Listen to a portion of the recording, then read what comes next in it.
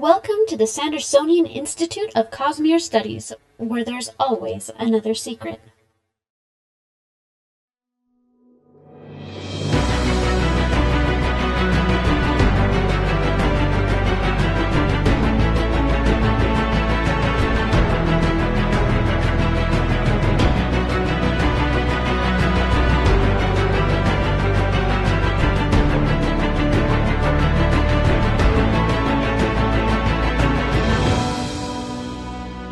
Welcome to the Sandersonian Institute of Cosmere Studies. The date is July 29th, 2024. This is episode 167.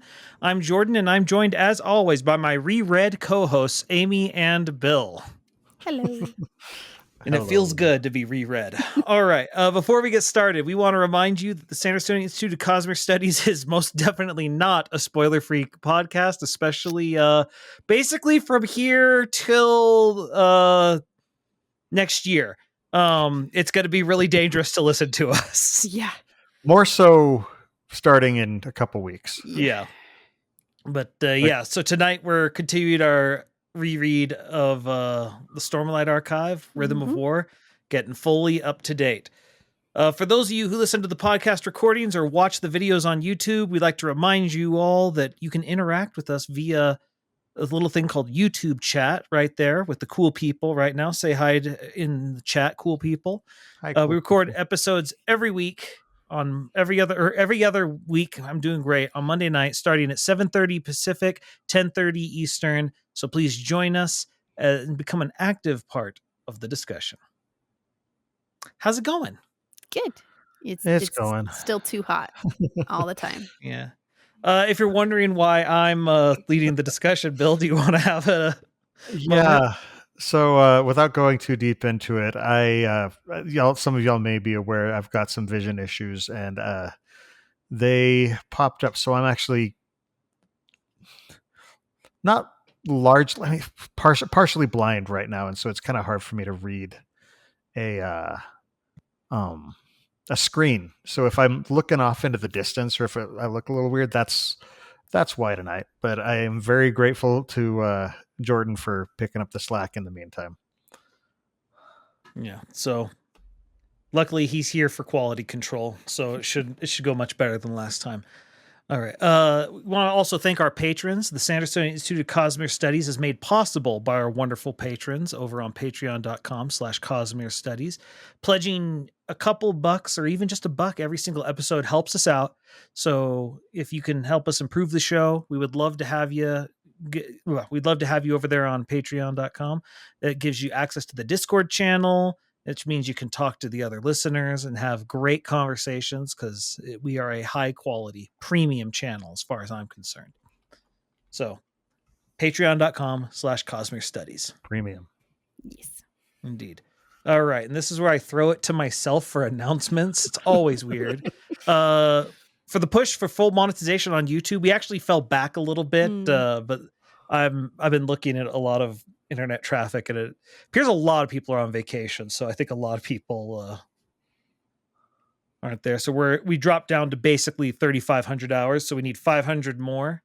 So if you could listen to us on every single device, that would be wonderful on YouTube. Simultaneously. Yeah. Well, so actually, friend of the show, Commies, one time I said that as a joke, and then he sent an image of my stream where he found every single electronic device he could and put me up on the stream, and he had me up on 9 screens. Wow. That's devotion right there. Yeah. So, if you want to go for the world record, please send us your pics. Like, how did you pull us up on a Fitbit?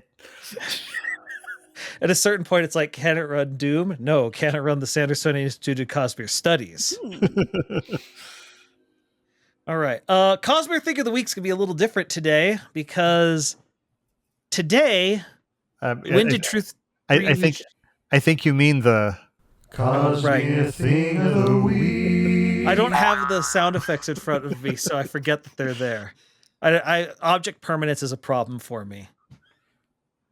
But yeah, Wind and Truth chapters are up on Reactor now. So we are now getting the drip feed from here to the book release. Yes, we are. Mm-hmm. And we Which are is my hungry.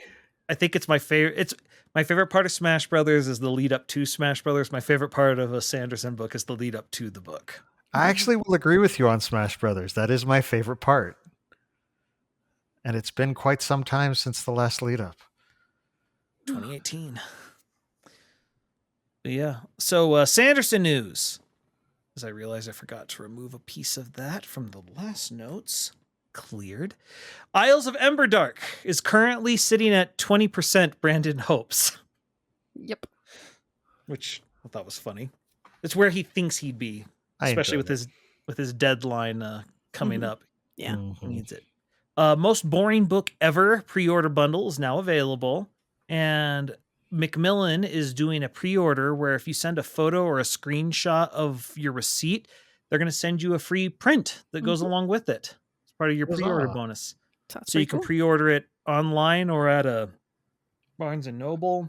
At a friendly local bookstore near you. Yeah. Indeed. We also finally found out what the World Hopper Ball is going to be. Mhm. And it's going to be Adolin and Shalon's wedding is the theme. Yeah.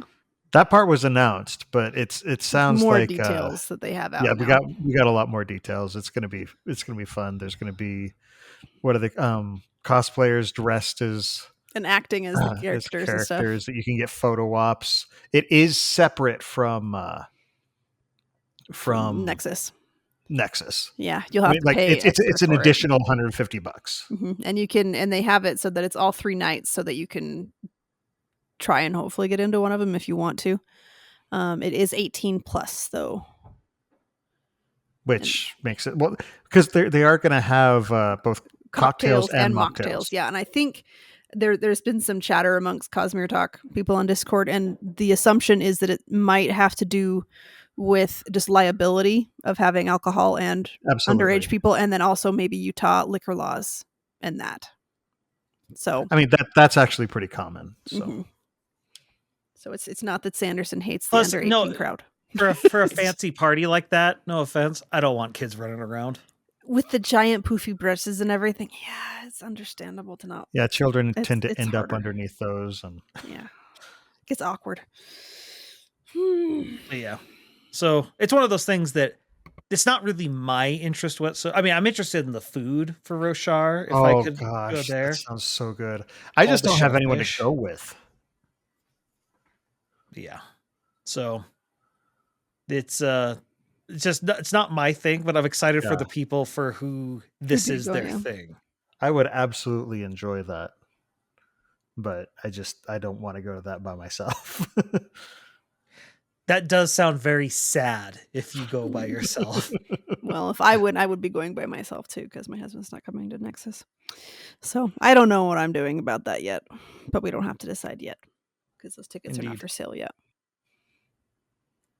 So But yeah, Stormlight RPG Kickstarter launches in 2 weeks, which is a special.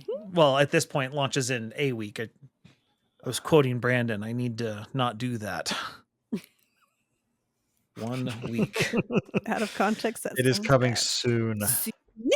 indeed, and that's actually going to be our next episode. We'll be talking to Katie Payne, hopefully about said Kickstarter. Who our listeners should hopefully remember because she's awesome, Yes. Indeed. And then both as an artist and as a person. Yes. yeah, and then that's already put that in Cosmere Thing of the Week. Wind of Truth chapters are up today. Yes. Yeah, so the prologue went up today. It has been edited and polished from the version that we read however long ago it's been. Yeah.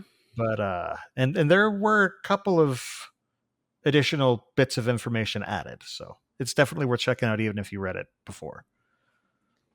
All right, I personally with all feel that- it reads cleaner. So which hopefully it should, because If it read This worse, is- then we'd have problems. yeah. But with all that, let's get to our main discussion on our reread of Rhythm of War. Mhm. oh my gosh. I So Sobbed. much. so So many much. tears, so much dehydration. It's important to stay hydrated. I was good whenever at the reading a beginning, Brandon and I wrote Sanderson. like notes about like my thoughts on some of the stuff, and then there were no notes. So And then yeah. Sanderlanch's 2 and 3 hit. And now they're just all tear-stained And notes. 4 and 5 and 6 and 7. Yeah. All the This is. I said this last time. This book starts on a Sanderlanch. Well, he does that intentionally. He even Yeah. like it's the Sanderlanch of the year that happened in between books 3 and 4. And rereading it now, that beginning is so much juicier with the lore. It's so good. Yeah. Just now that you know what you're looking at, because just Well, one of the things. first we get Navani's version of the prologue, and Yeah, that's where we learn a lot more about Gavilar than we knew before, and He is- everybody's opinion on him just yeah. immediately did a 180. Yeah. This time, where I don't have that visceral reaction that I had the first time reading Right. it.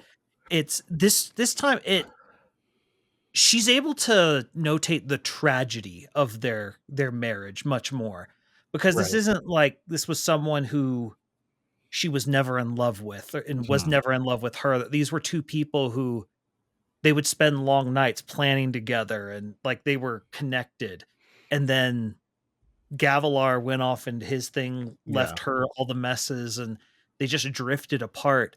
And just her line where she didn't really feel like, she just felt like this pity, like after he died, where she's suddenly realizing we'll never get to The chance to amend resolve it. that, our last Yeah. conversation was hateful at each other, and Yeah, and that's she never she gonna was change. she was planning to completely destroy his legacy, and in the end, she's like, "No, I that's can't do it. not right." And she instead built the legacy that he was hoping for. Yeah. Well, and it's so interesting because she talks about how their conversations now, they draw their knives out at each other, and it's with the something like honed in a way that only people who know each other very intimately can do, Yeah. because they know where each other's insecurities are. Because he talks about, oh, you're not really a scholar. She's like, fine, I'll wreck your legacy. And so both of them are just going straight for the throat. For the jugular. No one yeah. can hurt you like the ones you love. Yeah. And the other thing is, even though she said it, I don't think she ever was going to completely destroy his legacy, because even looking at it the most cynically way possible, which Navani's not a cynic, but just practically, her kids' futures are tied to Gavilar's legacy. And if she True. did that, their lives Yeah, are and I mean, kind of he's in a the precarious beginning position. of the new dynasty, the empire, whatever. And so if she destroys it right there, then what do her kids have to build upon? And Elhokar really needed that leg up, because poor Elhokar. But yeah, no, it's just every time I read it, and seeing early Navani in this one until she ends up doing all the chapters with Ravonio, like it hurts to see how much she like tamps down herself and is like, well, no, I just facilitate. I'm not actually a scholar. I just connect people. And I'm like, oh no, honey, you are. You could just push past all those insecurities that Gavilar gave you and everything else. Well, I actually, reading through combined with Dalinar's flashbacks, I actually don't think it's Gavilar that gave it to her. Who do you think it was then? Her. She did it. Like, I mean, she. I So think he did not help. He I think definitely it's she had them already, and he kind of built on them. Yeah. Okay, so let me reword that. I think he didn't. Gavilar's treatment of her and him dumping everything on her made her do only that, and so then she could only value herself in that way, because she wasn't ever given time or space to do the scholarly things, because she was so busy being queen and facilitating, because he was just Absolutely. like dumped everything on her. So Well, and you can that's even why I'm saying Gavilar did it to her, is because Gavilar definitally did. He facilitated that. So yeah, he made it way worse. Oh yeah, I do not like the man at all. I don't think you're supposed to. No. I don't think Brandon went through this and said, but that's people are the going to thing. be big Gavilar fans now. But that's the thing, is before this point, a lot of people did, because we had really only seen Gavilar through Yasna and Dalinar's eyes. Mm-hmm.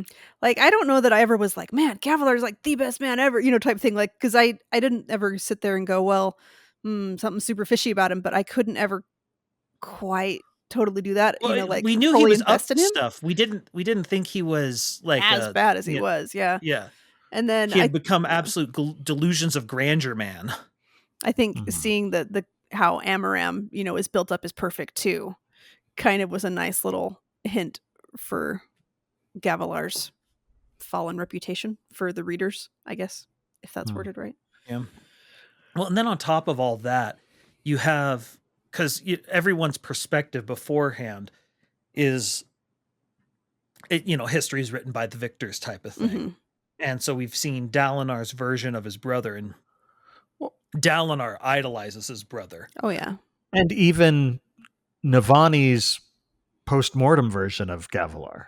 Yeah. hmm Well, it's because her post-mortem version is focusing on the man before. Exactly. Yeah, she's like what he started out as, not what he became towards the end. Well, and kind of the hero that they needed, the hero that Alethkar needed. No. Yeah. Well, and that's the thing that's so interesting, because she said, because at the end, Dalinar's the one who's actually sort of ripping everything down, because he wrote his own story. Yeah. And they talk about how it completely removes a lot of the varnish on those early years where they were just backwater thugs going around and bullying people into submission. Yeah. And, There was no I think grandness to it. I think there's some line about how, like, after his book came out, like the different soldiers in the Alethkar were kind of like they were a little more muted and like, oh man, Yeah, we're the not. Colin in particular. Yeah. Mhm. But that's just this version of Dalinar is now all about openness and honesty. But there's a reason there's a lot of lies and statecraft and a lot of clever framing of things. Because Yeah. I mean, this is exactly what Taravangian talks about, where the purpose of a leader is to wade through the muck so everyone else doesn't have to. Mhm. And Dalinar, by posting all that, he's forcing his soldiers to wade through the muck somewhat. And it's kind of it's a question of, is that what a good leader does? Hurts morale of the troops. That could have some bad consequences. Yeah. But truth is also important. So. And Yeah. it probably went a long way in helping the coalition of states. And is it coalition of states? Is that what they call it, or is it coalition of Kingdoms? Monarchs. monarchs? There we go. Monarchs. Yeah, and I mean, because they could look at that and go, oh, okay, so he's actually fessing up to what happened, and like the Mink is like, I could work with the guy who wrote that stuff, Mhm. But at the same time, the Aegis are now more skittish about it. Yep, And there is so- that risk. And then Or at least they're being Taravangian, honest. I love Taravangian's move after he gets exposed, because they now have Zeth there who can confess to everything. And Mhm. Taravangian, instead of trying to deny it, just says, "Yep, I did it. I'm just politically savvy. What's up?" It was a necessary action, and you're like, oh, I do not like you. Well Slimy. played. But so that's the thing that's so interesting when we get the Taravangian, the interlude with him, where it's him saying goodbye to all the Like, diagram. that's a painful interlude. It's such a good look at these characters, though, from a different perspective. yeah. Because they've done horrible things. They Mhm. talk about wade through the muck. Those hospitals, my goodness. Yeah. But these are people who truly believe they are saving the world. And like it's one thing to believe you're the good guy. It's an even worse thing to be like, I'm not the good guy, but I am the right guy. yeah. It's very, very the operative from Serenity. I am here to create a world that I don't belong in. Oh, that's right. I'd forgotten about him. And so Like just seeing how much they love him, though. and even seeing his respect for like the washerwoman or whoever it was, like the Mhm. lady who's not any kind of high aspiring whatever thing, but he's like, we needed even the people of your rank and stuff doing stuff, and I'm like, so he's nice to his own people, which Yeah. makes it feel even more conflicting. Well, that's the thing. He is nice. Mhm. He's just ruthless. Yeah. Like, Well, it's nice that and ruthless aren't necessarily mutually exclusive. It's that thing where he was talking to his, I think it was the Storm Warden that was part of their group. and the Storm Warden's like, someone has to administer your test. I'm going with you. And he, very firmly tells him, no, you're not. And we have done The a lot tests of don't matter anymore. Yeah, they Yeah. don't matter. And more importantly, we have caused so much death in this, and I was willing to spend those lives, but not one life more Yep. than we have to. And it shows his morality is he is 100% convinced he's trying to do the most good that he possibly can in his view, which actually puts his morality very close to how Yesna says things. It's just the difference of his path. they just have very different perspectives on how you do such a thing. Mhm. Yeah. On a different note, I still think Moral is a Khandra. He might be. Moral. Remind me who. Moral is his servant who has absolutely no hair on his body. I don't remember him. But okay. He's the He's his big tall bodyguard. bald. He's the big tall bald bodyguard. I just don't remember anything that he does other than just being a bodyguard. But Yeah. No, We know the diagram has a Khandra, don't we? Or is it- we know that there's one on Roshar, and I think it is one who is involved with Taravangian, and I think it's Moral. that would, with the no hair, it would fit. That would be their Mm-hmm. thing. 'Cause it's not easy to do hair. Yeah. Well, they don't do hair. They keep the hair. Yeah. Yeah. But anyway, so going over the beginning again, Kaladin, his issues early on. Oh, it's just a downer with everything, and like battle shock or whatever he wants to call it is just awful. And Moash. And Moash is so much more hateable the second This time is reading where it. Moash became irredeemable for me. Just because, like, this is a man that he was ridiculously close to, and now he's just evil. trying to destroy him in the worst possible ways. Yeah, like it's It's the worst of nihilism, Mm-hmm. where it's just nothing matters. All life is pain. And so if you truly believe that, yeah, sure, just have someone take away your pain. But it's like you're not even existing at that point. yeah, he's just going, like, there's a scene where he's just going through the motions of like cutting all this granite or whatever, and he's just like cutting it, and that's just, he just works and doesn't think about anything else. And it's like, and then he tells Teft, he's like, this is peace, and it's like, that's not peace, dude, that's just numb. The thing that's Yeah. fascinating about that is Dalinar had a similar scene where he went down with his shard plate with a hammer, Mm-hmm. and he starts digging a trench, but his is completely different, Yeah. because he's there to just work, to clear his mind. And Moash is like doing a very, very hollow version of that. Well, He's he's just an automaton at this point. Like Dalinar goes down with a hammer and starts breaking and basically ends up destroying the hammer. Moash goes down completely devoid of emotion and uses his shard blade. And a stolen shard blade. Well, And stolen it's / just- gifted, because they did give it to Yeah. him again. Right. They gave it to him, but it's still stolen. Like it was stolen from Dalinar's camp. There's there's no honor behind it. Right. That was supposed to go to Yeah. the heralds. The heralds, they've literally killed the guy that it belongs to. But meanwhile, Dalinar goes down and does this with a hammer because he gave up his shard blade. Had he given it up by then? I can't remember. No, he hadn't given it up by then. Had he not? I thought it was No, in that book was 2. that was in Way of Kings. Was it in Way of Kings? Yeah. Okay. Yeah. For some reason, I thought he had given it up. No. No, he did it because they had to break rocks to make He the was latrine. trying to clear his head for something because he was conflicted about Okay. some decision, and so he was Okay, just like using I it to got clear that his mixed head. up. Yeah. For some reason, I was thinking that was Way of Kings. Or not, maybe No, he was doing it because the hammer was the better tool. For it. Yeah, I think he did maybe Okay. use the blade here and there to do some little bits, but mostly it was the hammer. That may be it. But yeah, no, but the thing that's so interesting about Kaladin at the beginning is knowing what's going to happen. You just see how he's fraying, and at this point, he's been a slave or at war for like what?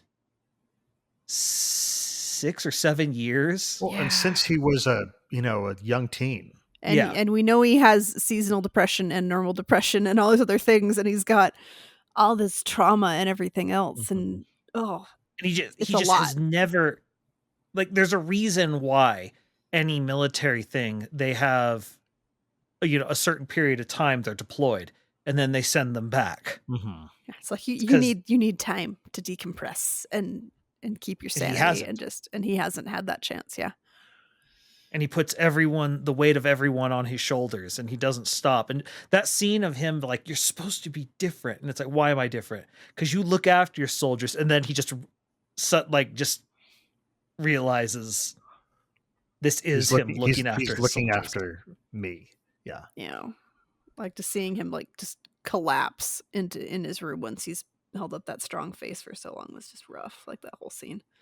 But, this time I appreciated a lot more early Lyran as well, because early Lyran, because they come to Hearthstone, they save everyone. He sees the edge dancers in action, and he just sees them healing people with a touch.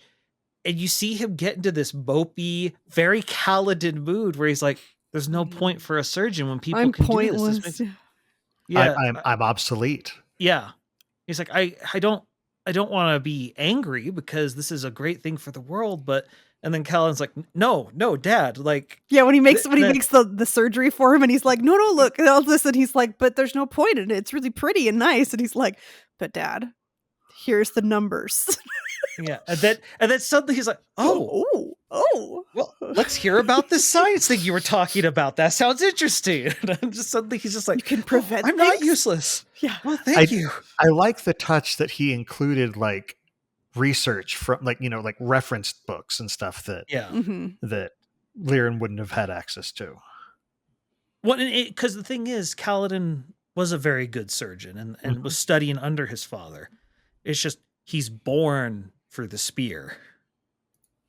The winds belong to him. It's the thing that's really interesting in this book is and I feel like there's definitely an influence from Wheel of Time, because in Wheel of Time, Perrin, who Brandon has said is one of his favorite characters, if not his favorite, has a similar arc where he's a blacksmith who has had to basically become a battle leader, and he keeps looking and trying to being torn between the hammer and the axe. The hammer being his roots as a blacksmith and the thing for crafting and building, and the axe being a thing for destruction. And he has a very similar arc in that area as Kaladin, where it's basically the spear or the scalpel. Or the scalpel later on. I just reread the scenes with the Pursuer, and I was like, right. Different kind of scalpel. Different scalpel. But it's one of those things, you look at it and it's very interesting because they are so similar, Lyran and Kaladin. Like, heck, his mother even brings it up, like when they're, walking through, being introduced to Urithiru, and he's like, oh, doesn't pay attention to what the Light Eyes say, causes problems, is informal with it. I wonder who on earth he could have gotten that from. And he's like, yeah, it's a mystery. Yeah, where did that come from? Well, and it's interesting because at this point, Lyran kind of got broken of that, and Kaladin kind of still has it. Yeah. So, like, Lyran still has an aspect of it, but that's one of the things that actually broke Lyran into the man that we see later in the book. Yeah, well, especially because Lyran isn't just a pacifist, because if he was just a pacifist, he wouldn't have been helping the mink, try to escape and stuff like that. And so he still has his internal idea of what is right and wrong, but it's a very complicated thing. You could tell even he doesn't fully understand where he draws his own lines. Yeah. Well, a lot of it, in his gut. A lot of his line is just, but not Kaladin. Like, Kaladin is his line, it seems like. Yeah, well, it's his own son, and Mhm. Exactly.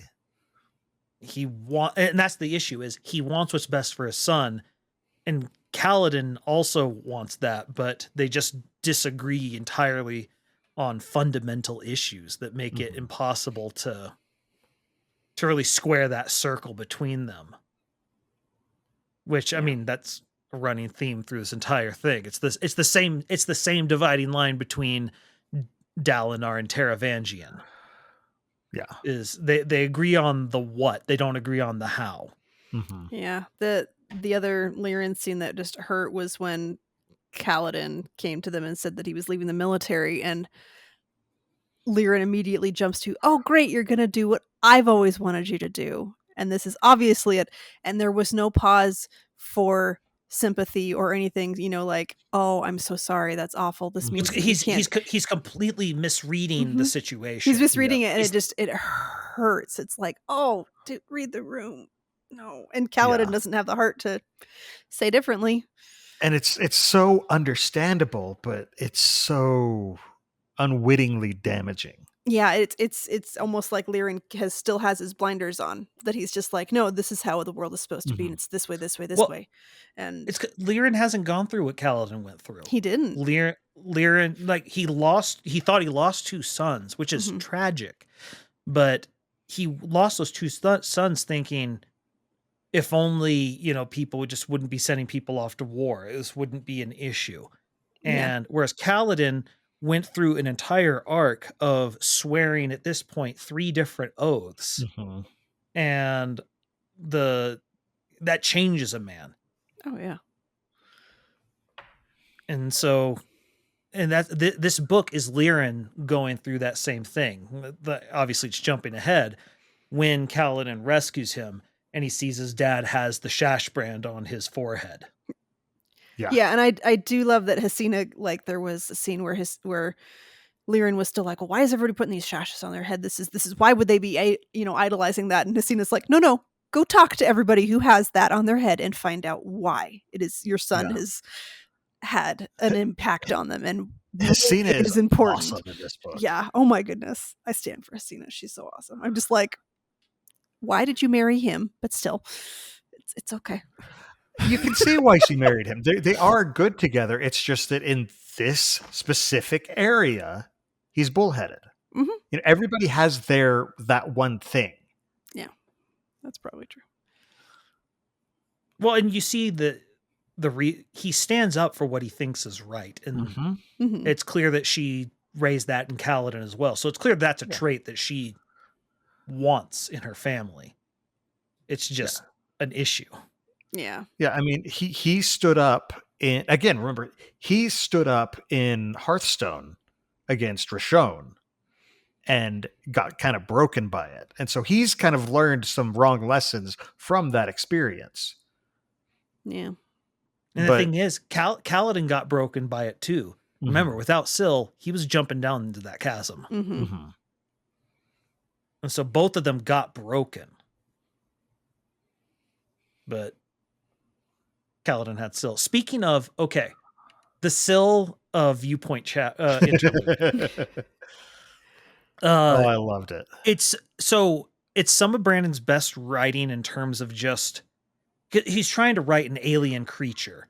And for the record, this book, he really swung for the fences on some of these interludes because we got a Spren, an Unmade, and a dragon, basically, in Cheery Cheery. And so we got 3 very different perspectives than we've ever had before.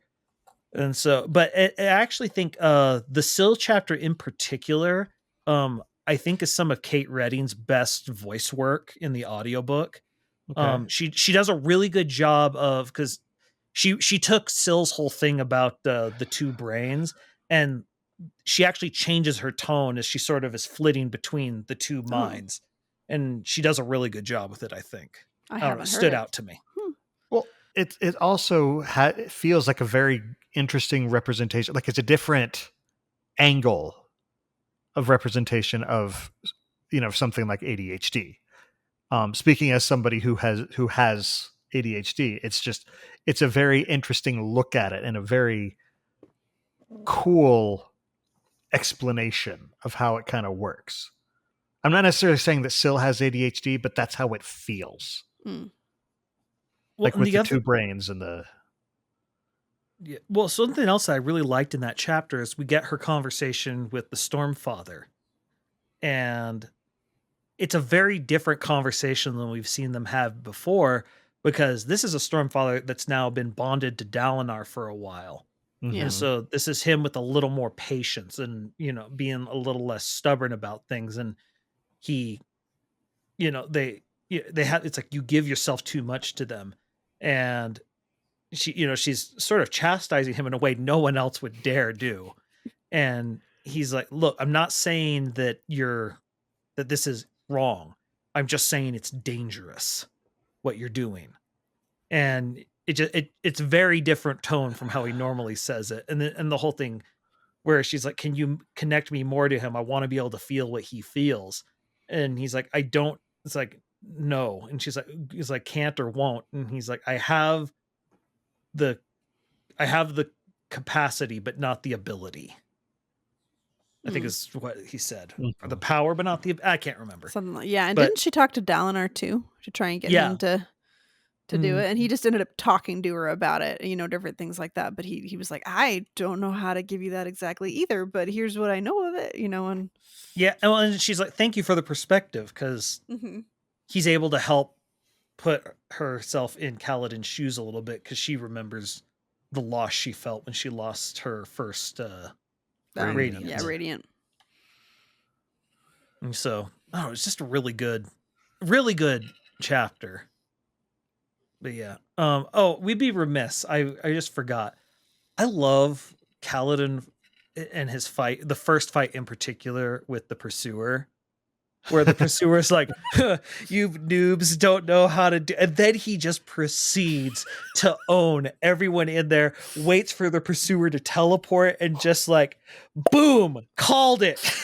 Oh, I know. And just like, no hesitation from Kaladin and all. It's like, oh, you don't know. And then Kaladin's like, all right, no Stormlight. Okay, I'll go back to my roots. I know how to do this. And he knows that a lot of them don't know how to be good soldiers either. So he's like, well, let's make this happen. Anyway, go ahead, Bill. I also like the callback to the scene with Tien and the Lurgs. Because Kaladin moves by and throws water on them, and as soon as they kind of sprout, it makes a noise and distracts the Pursuer, and then Kaladin goes in for the kill. Was that with Leshwi? No, that's his fight with Leshwi. Oh, that was Leshwi. Yeah, that's right. Yeah. That's right. Well, I love that whole thing. It's like he's fought on like 100 battlefields or whatever. This is the first time he knows this place. He's like, oh, I know every spot here. Leshwi was a very interesting character. Yeah, I love Leshwi. And the more we see, the more I like her. The thing that's so. This is one where I still don't like the Venli flashback chapters, but the chapters with Venli and her look at Leshwi is very interesting, because it's that weird dance they're doing where she doesn't want to reveal too much, and neither does Leshwi. But in particular, that scene where they go to the council with the 9, and something that was very interesting is because there are 3 main fuse that we see acting in this. We see Leshwi, we see the Pursuer, and we see Raboniel. And the thing that's interesting is all 3 of them kind of backtalk to the 9 a little bit, but it's in very different ways. And one thing that it shows is sort of how, as they get older, the less and less it's about what they say the war is about. Because for Leshwi, it's about honor. It's about the actual the dance of the fight, and she's purposefully staying at a lower level so that she doesn't get pulled into all the politics. She's like, I like my flexibility. I don't want to be literally stuck in the wall like some of the 9 are and stuff. 9. So, but then you have Raboniel, who was literally stuck and then just said, nah, nope, I'm done. Which, and Leshwi the entire time, she's pursuing something. I don't like it. Because she doesn't trust. And the thing is, she's correct. she is 100% pursuing her own Yeah. interests. It's just this is way different than before. It's she's trying to find a way out permanently. Yeah, we don't ever see what sparked Raboniel to not be one of the 9 anymore, but I suspect it has to do with her daughter. I wonder if like her daughter broke and just is officially crazy and done, and then she's like, no, I have to go take care of her or something. But that's just speculating on my part. Yeah. Well, and then of course her war crimes. Yeah. Yeah. There's always those war crimes. And then, but then there's Lesrian who just won't admit he lost. I'm Well, so I love glad that he's he just got like- the end that he did. 'Cause it's like you need that, dude. Just be done. Because you just need to be put back in your Well, place. he's the worst type of power He's just the gamer. worst. Where he's over here, it's like you can't fight without the storm. Like he stacks everything in his favor. He hates Kaladin for you just keep running away. And it's like as soon as you ran out of Stormlight, you ran away, or Void Light. You run away, refill. Like you're doing the same thing. Same thing, he's just dude. mad that he won't fight me on my terms. It's like no, fight me on my terms. What do you want? He's like, I need to stomp you better. And like the nice, satisfying how was it? It was towards the end of his shoot. It will come back to me in a little bit. But there were just lots of moments in the fight with Kaladin towards the end where Kaladin's like, no. We're gonna do things my way, and I'm gonna keep stomping you over and over and over again. Well, and it's interesting because when they take the tower, suddenly Kaladin can't rely on his lashings, which is what he's Done a lot of. mostly Yeah. been using. And so suddenly he's having to practice with the powers that he wasn't using. And I mean, that last kill is one of the most brutal kills So in all the Cosmere. Yeah. I remembered what it was that I was thinking of with the Pursuer when I was like just showing how petty he was, is Kaladin is sitting there mourning Teft. And the Pursuer's like, no, I'm still, now I'm going to take him out. And it's like, dude, he's a sitting duck. And then Kaladin still owns him. Just like, Well, and that's the scary part because Moash warned them. It's where he like, "Don't touch keeps him, telling, don't touch him." even back at the meeting with the 9, they're all making all these plans, and then they just hear a voice with no rhythm, and they're just like, "So what are you going to do about Stormblessed?" And they're just like, "Who is going to talk so? Oh, him. And why do we have him? Why is he even around?" It's like Odium likes him. He's his favorite pet. Just deal with it. But he's the only one who's sitting there. It's like, no, if you leave him around, he will find a way to mess it up. You got to get rid of him, and you have to have a plan. And he won't. Just his whole thing. You can't kill him. The only one who can kill him is him. He has to defeat himself. And they're just like, whatever. And he's like, I am an expert in this. I know. Do not just let him sit there. Don't do anything, and we'll win. And then there's Lesrian just sitting there. It's like, I'm going to poke it with a stick. I got to do it. And then but that's the scary part because Kaladin's eyes do start glowing red. I know. Like, we don't ever fully get what that is, but it's like, well, red is typically corrupted investiture. Yeah. Well, so we know that they were trying to make him like Moash, that they're trying to get him to give up his pain, make him a champion of Odium, just like Moash. And so, yeah. I think it's supposed to show it's like he's teetering on the edge right now. And he even says that it's like, that's the reason he throws himself off the tower, is not because, he's not giving up the fight. Even he just knows that if I stay like this, I will betray my. Well, at that point, he's not even trying to save his father. He doesn't think he can save his father. But he just needs to not be in the tower anymore with everything else. He just spent everything, and that's when he finally. Yep. Well, and then Dalinar helps. In Tien, in whatever form he actually scene. Is. Oh. What are you doing, Dalinar? What So did you connect him to? What did you connect him to? Well, and that's the thing that is like, it said he united him. So basically he kind of put the pieces of Kaladin together a little bit, which, suddenly we're getting really meta. Yeah. But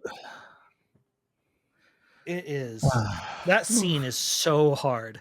Yeah. But I was doing a lot of door dashing while reading this, and there were a couple times I'm trying to, like, you know, deliver someone's Del Taco to their door, and I'm full. I know my eyes are puffy, and I'm like, I hope no one has a Ring doorbell. I don't want them to see that and then be like, what happened on this delivery? Why is he crying? They cut onions. There's Let's, so many cut onions. Let's talk about that in just a little bit, because it's probably a good time to take a break. True. All right. So we will see y'all in just a few minutes. And we are back. So we've been covering a lot of topics. One that we haven't really touched on, that doesn't make any sense, so far is Shallan and Adolin. And Gallant. Gallant. He's the goat. That was part of my notes. That's a great moment. I was like, Gallant is still the goat. I like that scene. No, he's a Rashadium. He's not a goat. The greatest of all time. Get with the new terms. Anyway, that's like the one term that I picked that one up, even though I don't use it hardly ever. But I liked it. Yeah. No, I love my Rashadium. He's so great. I'm like, oh, as a former horse girl, yeah. It made me happy. He talked to horse people. I like how at the start, the trio, they're like, yeah, we found a balance. Everything's good now, right? And I was like, yeah, everything's great. Everything's fine. It reminds me of that episode of The Simpsons where Mr. Burns has everything. And it's like the reason he's not getting sick is because all of the diseases are kind of like trying the Three Stooges syndrome, where all of the diseases are trying to get through the door at the same time, but not able to get through. And Mr. Burns is just like, I'm invincible. He's like, no, you're actually very fragile. A slight breeze could invincible. It's totally great. Yeah, they're not doing well. Mm-hmm. Oh, no, it was hard to read those ones. It was hard for me to read them, mostly because I don't know, that this whole subplot line never works for me with Shallan. I always like her more when she's doing stuff. I did like I felt like the resolution to it was very well done. Yeah, the resolution is really good. It's one of those things where, well, Brandon always tends to pay it off, even if I don't like the build up there. Brandon also, pulled a very, very cheap shot with the, did I do a good job? It's just like, oh, why you got to do that line? But the whole traitor plot line is actually a pretty good plot line. Oh, it's an excellent plot. Especially because it was more simple. I mean, it wasn't as simple as just there's a traitor in our midst. Yeah. It was actually a more complex turn rather than it just being a twist for twist's sake. It's like, oh, both of these make sense and actually work in the story and kind of progress the story. Yeah, I especially like, okay. One, I love the scene of Shallan trying to draw and all the cryptics just standing there. And then totally leaning in. Oh, I thought you were talking about the scene of Vale trying to draw. No, that was also a good one. She gave him a unibrow. And then she put him in like, a horrible outfit. Short pants, like all these shorts. And she's like, no, I am done. You cannot do that to my husband. Which is like she dressed him like Hoyd. Yeah, well, Hoyd and Press. Actually, there you go. I didn't realize that even Hoyd was like, "This is a terrible outfit." For the time, he thought it was great. No, but I just love. I love. I can't remember whose spren it was, but one of the cryptics hasn't figured out human speech yet, so they have a clicking language, and it suddenly hits. It's binary. It's binary. They're using Morse code. Yeah, it's one of the newer ones. It's not Vatha's, I think it's like Barrels or the other ladies. Barrel's interesting just because we've gotten, but it's one of those things where we see people from all walks of life, and she's from just a very different walk from life from everyone else. Well, I like how light weaving manifests differently in each person too. Because like Shallan, she does her drawings and then she can light weave. But then there's the painter who works with Dalinar to produce the map. There's is it oh my gosh, I'm blanking on his name. Vatha, who's just like, I just Vatha. I feel or I think like them, and then it happens. He's like, Yeah. I think Well, like and a then- rock, and then I'm a rock. It's like, Yeah. okay, I guess that works. I It's liked the Ian McKellen School of Acting. yes. But I liked how Beryl's the one who she figured out a better way to I guess it'd be like actually think about their version of soul casting, where she Yeah. talks about you need a seed and stuff, and Mhm. Shallan realizes Oh, I think I've been bad at it because I've been trying to do it the way Yesna does it, but that's And because it's a different Yesna and order. we just sort of assumed that it would be the same. the same because it's not Mhm. like the Skybreakers and the Windrunners. Windrunners fly differently. So Mhm. we thought it'd be the same, but maybe it's not because light weaving's not the same. Yeah. Well, and bondsmiths and windrunners share a surge, and they're not the same. Which surge is that one? I'm trying to remember. Is it Theirs is adhesion, I Adhesion. believe. okay? Have we seen Dalinar do adhesion? Yeah, because we've seen him. He When He he's was- fixing Thalen.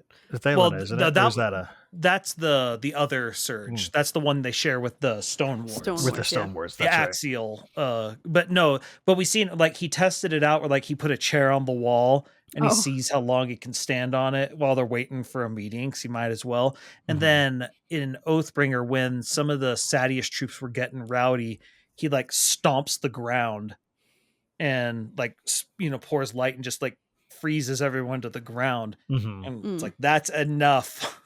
But it's We're just chilling it out. manifests slightly differently. And well, we know that there are resonances between the different surges as well. Yeah. And so what was I just thinking? I had a point and it just went away. Dang it. Anyway, it'll come back to you. Yeah. But no, Shallan, her trying to figure it out when she can't even trust her own. Like, we didn't do this. Like the number of times she's like, "We didn't do this, right?" And Well, she keeps saying, Vale, did you do this? Vale, did you do this? Mm-hmm. And with not even thinking it could be Radiant. yeah, that's an issue. Mm. But no, the other thing I liked was her. So one, when it's early and they're still in Urithiru, and who's the one person who's allowed to march into Kaladin's room and be like, "Nope, you're coming with us." It's Adolin. The blonde thorn. Yeah.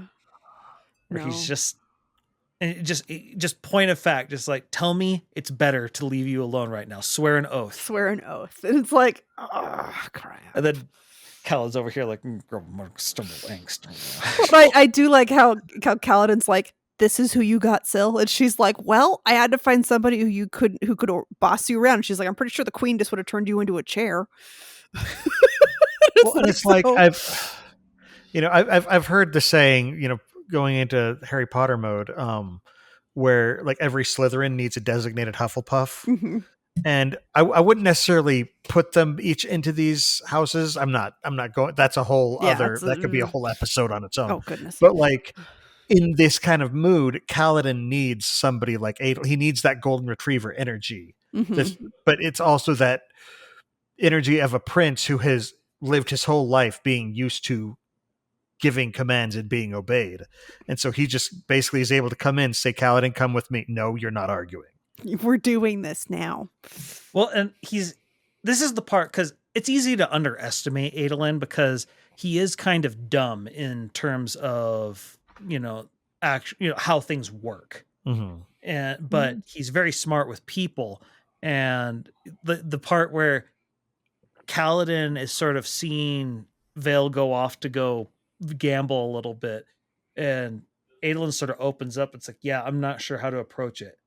How would you do this for someone who's in that situation? He's like, well, and he starts listing these things, and he realizes those are the exact things. Diagnosing. Sneaky devil. And he just looks over. He's just like, and Adelin's just smiling. It's just like, Look. You zinc-tongued raven. Yeah, the other fun Adolin and Kaladin scene is when Kaladin is doing the surgery stuff, and Adolin goes to see him before they leave, and he sees there's a long line of women or whatever else, and all these other things, and goes in and sees Kaladin, and he's like, "Oh man, all these girls are hitting on you. You're the most eligible bachelor now that I'm off the list." And he's like, "What are you talking?" Oh no. Kaladin's like, "I thought there were a lot of women who kept needing, oh no." Love how Adolin just pinpointed it right there. They've already started faking headaches and whatever else. And Kaladin's oblivious. Uh-huh. Well, because again, Adolin isn't available anymore. Yep. Kaladin is one of the highest ranking men. He's attractive. Landed. Yeah. He's a radiant. He's dark and mysterious. He broods pattern. like no one else. Oh, he definitely has the bad boy energy going more than Adolin does. Well, Vale liked him. Well, yeah. Yeah. And he just likes to stand on top of things and loom. Or hover over them. Yep. Okay. This is a complete change of subject. Navani working with the engineers is some of my favorite. Wonderful. It's fun. Just as someone who's worked with scientifically minded people, I love seeing her react to them, and especially when she realizes they've invented something that's basically going to rip people's arms off. It's Navani plays better off Ted. Yep. Oh. Where she just has this team of mad scientists and kind of directs them, has to rein them in a bit, but Just, no, go do that. Oh, you have that problem. Okay, we have this over here that could help you, or that, and it's just like, wow, I could just watch you work. That's craziness. plus again, Rushu's wonderful. Yes, Rushu. Yeah. But that's one of those things where why she underestimates herself is she keeps handing off problems to other engineers, and it's she thinks it's because I can't do this, and it goes back to her. Like if you go back to her the prelude, prologue, where she wants to go talk to this one Artifabrian, but she can't because Aesidon shoves off stuff on her. Oh, Aesidon. Yeah, Aesidon shoves off, and then there's other stuff, and then she's putting this out, and she would like to dig deep into these subjects, and we see that she can, but she's also she because that's the thing. She is a logistical genius. Oh yes, that's the thing. It's a very different thing. It's a very interesting twist on the Peter principle. Where people will always end up promoted until they're to their level of incompetence. Now, what happened with Navani, though, is she was promoted to a different job that she's still amazing at. And so it's not the full Peter principle, but she's not living up to her potential in this area because she outranks it. It's, quote, beneath her, but she's still amazing at it. Yeah. She's got amazing. Yeah. Well, she has amazing cross discipline. Because she can sit here and be like, okay, you're doing that. I see this. I see that. Okay, you should go talk to them. They had this interesting thing. Because you see, Rushu does the same thing where Rushu's like, oh, this is interesting. And we'll start digging in. And Navani's like, okay, take that, go here, focus, do this thing. And she's able to manage all these people with all these different skills. It's because it's hard to manage technical people because a lot of times they're smarter than you and you don't necessarily have the expertise they have. And so you sort of have to trust them. Navani doesn't have as much expertise on one subject that these people do, but she understands the bigger picture. And so she's able to navigate this team and play it like it's a symphony of getting people to do these different things. And on top of that, she's also a pretty smooth politician and she's just amazing cross-disciplinary. But she tells herself, because I'm not as expert in one thing, I'm not equal to these people. To which it's like, yeah, but you're better than them in like 9 other things. Yeah, they've got that little niche, but yeah. She only focuses on the part where she's not better than them. Yeah, so I'm pretty sure this is Josh, my husband, has said this in the past when he's had managers that he always likes the managers a lot better who actually know how to code or do other things, and because then they actually know how to discuss the topics with them and not just be like, well, just make it do X, and he's like, well, it can't do X because all these different reasons, versus someone who has that baseline of knowledge will do so much better at the managing and organizing of people. So it's just Navani has that baseline plus, so she can do that, like you were saying. Yeah. Well, then, and the fact that she's good politically and good with relationships. One of the scenes, I had completely forgotten about this scene when they're sending them off to war, and there's only one person left standing there with her, and it's Sabariel. Because I know, Sabariel. And she has the scene with him where he says something about basically Polona won't marry him, and she then gives him the whole speech about how, she knows I love her, and it's like, yes, but you don't ever say it, and you don't take anything seriously, and it makes a woman think that she does, and that you don't take her seriously. Yeah, and it's just another one of these things. She's not just a scientist. She's not just a politician. She's not just a logistics expert. No, she's also good at understanding people who aren't yes-no. And so beyond that, she's got everything figured out. Yeah, she's got a lot figured out. She's got a lot of it. And I do love how there is this little conversation between her and Sabariel, which I think is the only time you really see him. It's just that one scene when he gets sent off. And he's all like, man, if I run it too smoothly, then I won't be able to like skim. And if I skim too much, it'll get noticed. And he's like, oh, it'd be nice if I could get 10. And she's like 5. And then like barter, and she's like, keep it below 5. And he's like, okay, 4.5. We got it. 4.9 it is. We got it. And it's like, oh, she knows the High Princes. It's nice. So I just like Sabariel. He's fun. He is. Well, and then at the same time, though, like when she's sitting here talking to the sibling's the most annoying character, but when she's talking to the sibling, and it's at the start where they're filling the sibling up with the void light stuff, and they have to transfer it, and she has the Thalen merchants who don't want to give away the trade secrets, and you just see her just go into full negotiator mode. It's like, oh, but yeah, make sure that you keep a trade secret for a slight, advantage. I'm sure that's going to go great. It's like, yeah. Do you notice the scale here of all the things that are happening? Yeah. But I think so. Like if that were, say, Dalinar in that situation, I think both versions of Dalinar would have failed at that negotiation. Even though Dalinar's proven he can get people to do things with his either honesty or his brutality. Neither one of those would have worked. They needed someone who could appeal to both their logic and their desperation. Yeah. Although one of them still was like, the guild's going to hear about this. But it's like, I've got a fused invasion. I think I can deal with your guild later. Once again, read the room. Yeah. Can you see that this is slightly different? It's a little more than just business here. No. Yeah.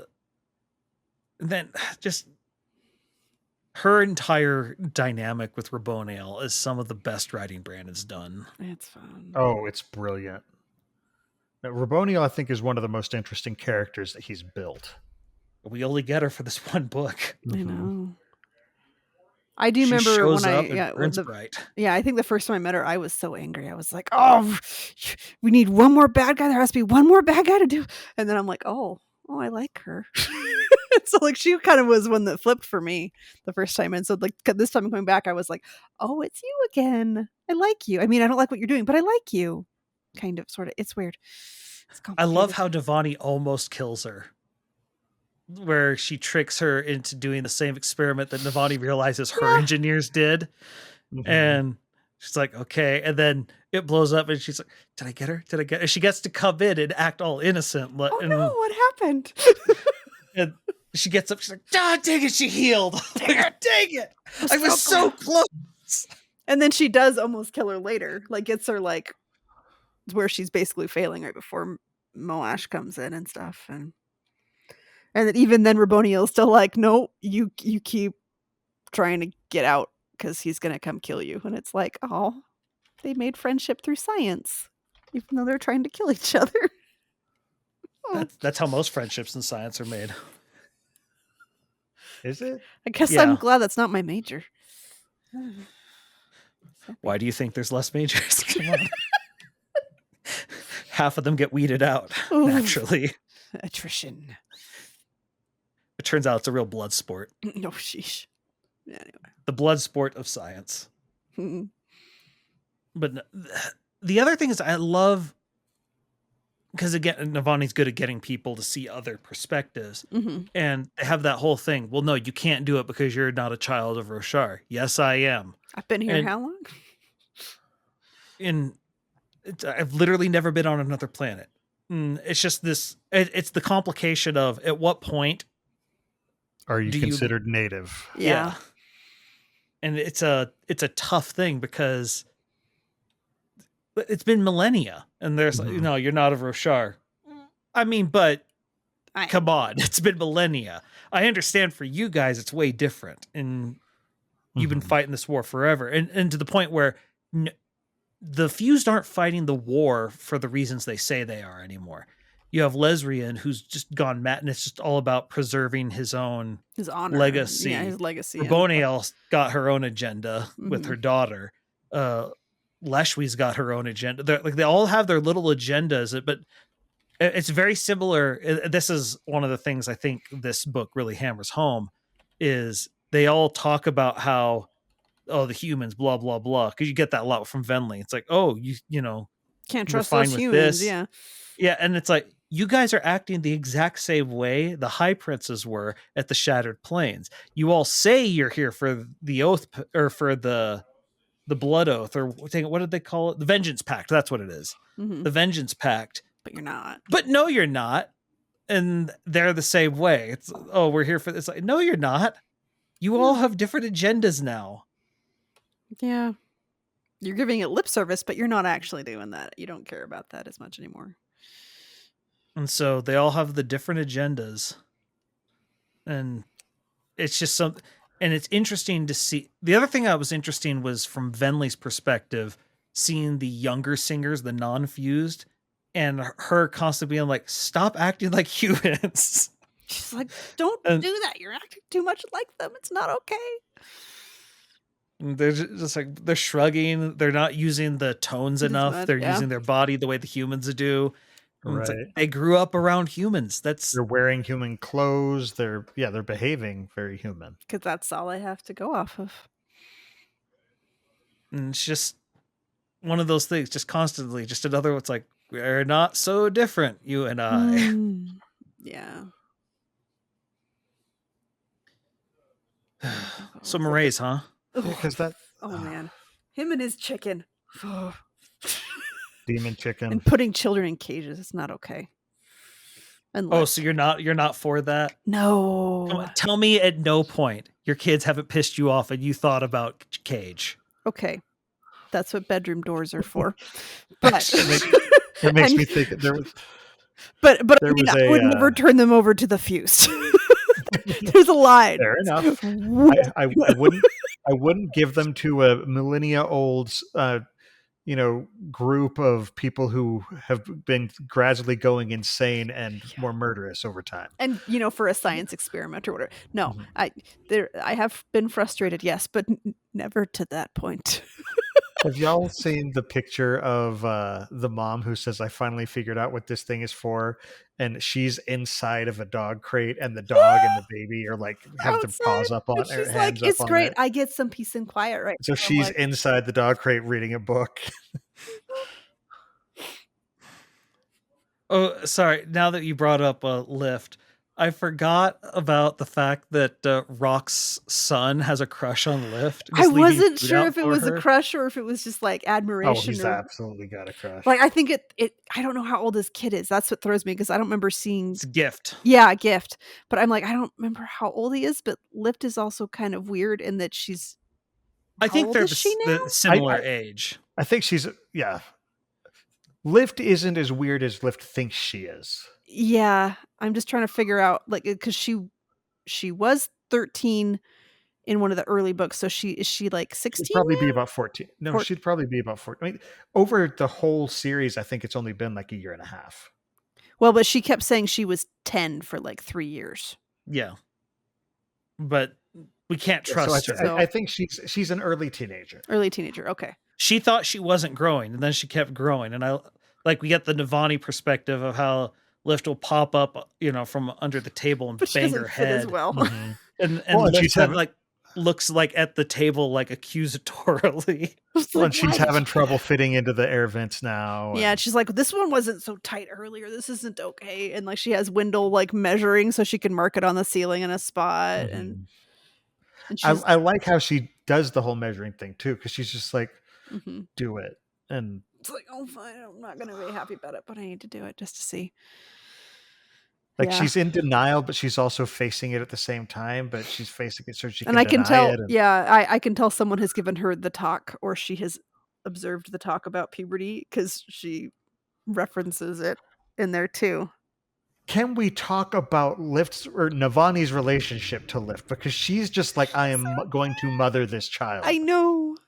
It's cute. I love just seeing Navani observing Lift and thinking about her made me love Navani more, because she's just like, I'm going to, she has this amazing maternal instinct. Mm-hmm.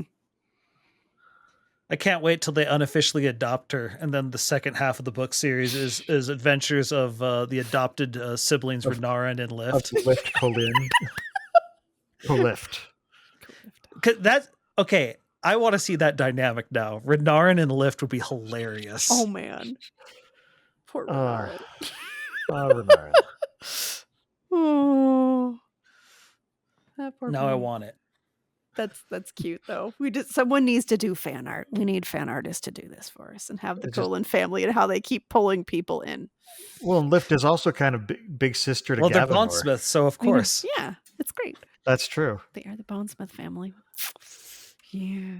I just love the idea of any of them interacting and Lift be like, "We're gonna do this," and Renarin just being set aside. But why though? Why? Oh.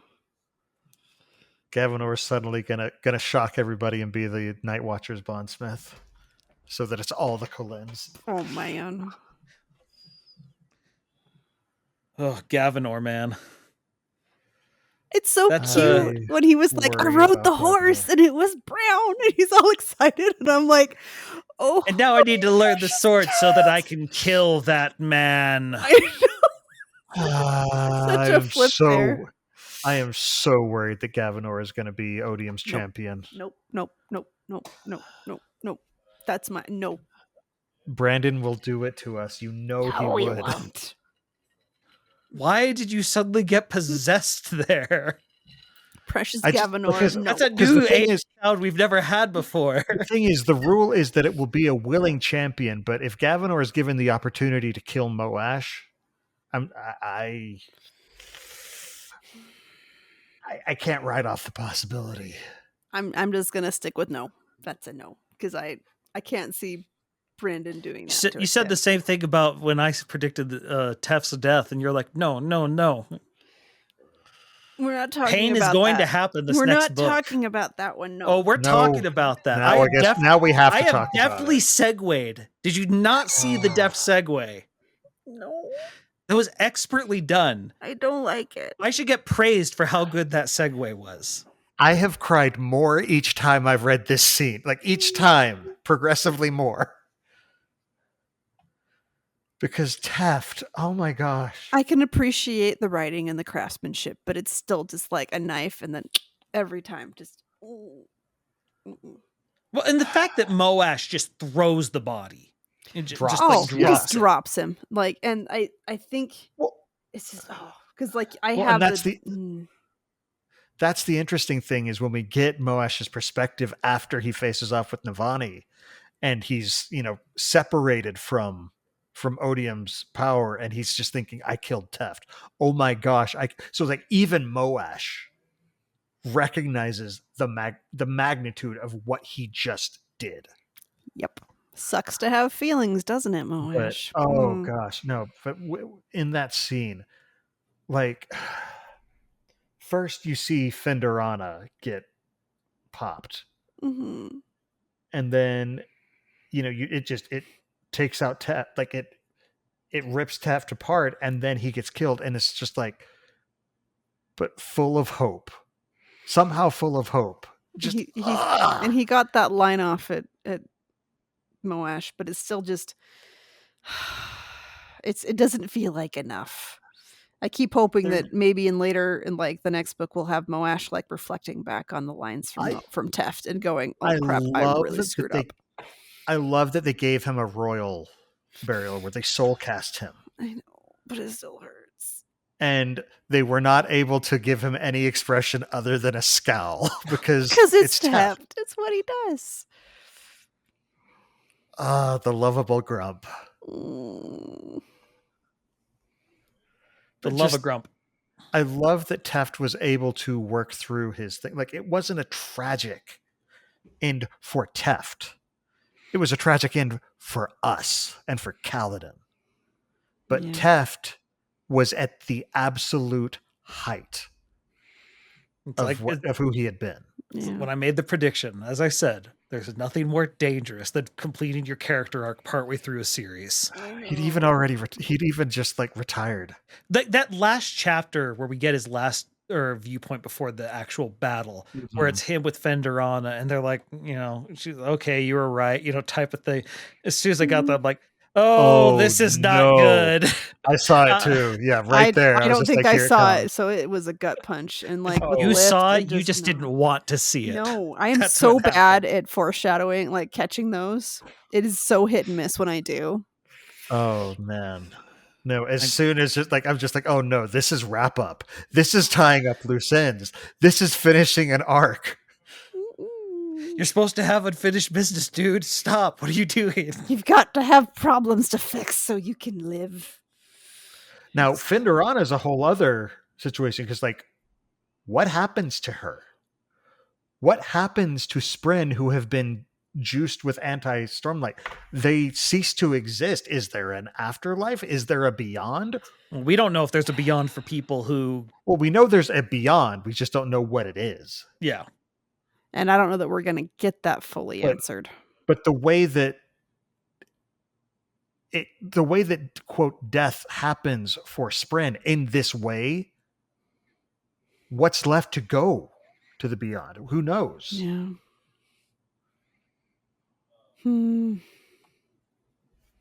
But yeah, it's rough. But at the same time, at least he went out like a absolute awesome dude. Absolutely awesome. But that's the other thing that's interesting is because we've talked before about cultivation and what she's planning and how by touching 3 people, she's like put all these pieces exactly where they need to be. And the way she touched Dalinar, Lift, and Taravangian caused Teft, Kaladin, and Moash to all be there at the same time.